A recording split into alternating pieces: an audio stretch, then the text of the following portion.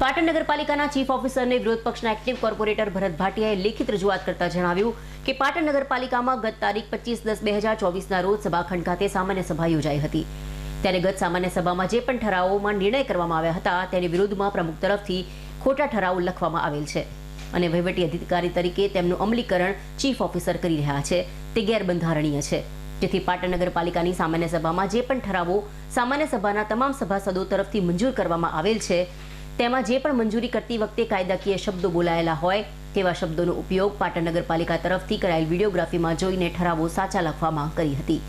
સામાન્ય સભામાં જે નિયમ અને કાયદાકીય શબ્દોનો ઉપયોગ કરીને સર્વસંમતિથી કામગીરી મંજૂર થાય છે તેનો ઠરાવ જે શબ્દોનો ઉપયોગ કર્યો હોય તે રીતે લખવાનો હોય છે, પરંતુ સામાન્ય સભામાં જે પણ ઠરાવ થાય છે તેના વિરુદ્ધ ઠરાવો લખવામાં આવે છે તે ખરેખર ખોટી બાબત છે। જેથી ગત સામાન્ય સભાની થયેલ કાર્યવાહીના તમામ ઠરાવો સામાન્ય સભામાં નિર્ણય થયા મુજબ કરવા લેખિતમાં રજૂઆત કરી હતી। અન્યથા સામાન્ય સભામાં થયેલા ઠરાવની વિરુદ્ધ ઠરાવો કરવામાં આવશે તો આ બાબતે આપની વડી કચેરીમાં રજૂઆત કરવાની ફરજ પડશે, જેની નોંધ લેશો તે મુજબ લેખિત રજૂઆત કરવામાં આવી હતી। ગત 25/10/2024ના રોજ પાટણ નગરપાલિકાના સભાખંડની અંદર પાટણ નગરપાલિકાની સામાન્ય સભા મળી હતી। આ સામાન્ય સભામાં પાટણ નગરપાલિકાના વિકાસના કામોની ચર્ચા થતી હોય છે।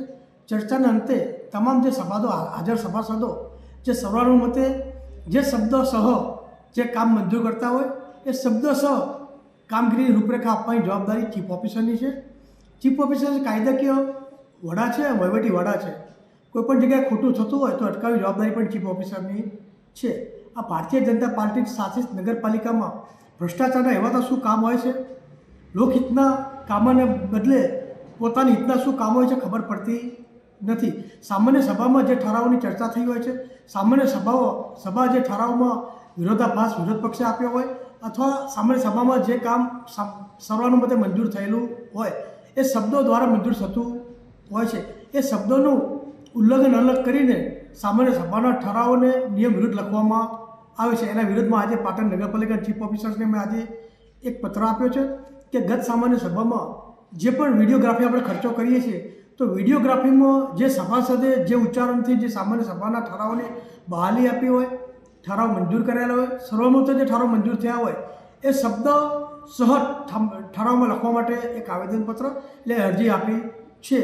અને અમે નગરપાલિકા ચીફને વિનંતી કરી છે કે જે સામાન્ય સભાના જે ઠરાવો તમે આ અમલીકરણ કર્યું છે એ તાત્કાલિક અસરથી અટકાવજો।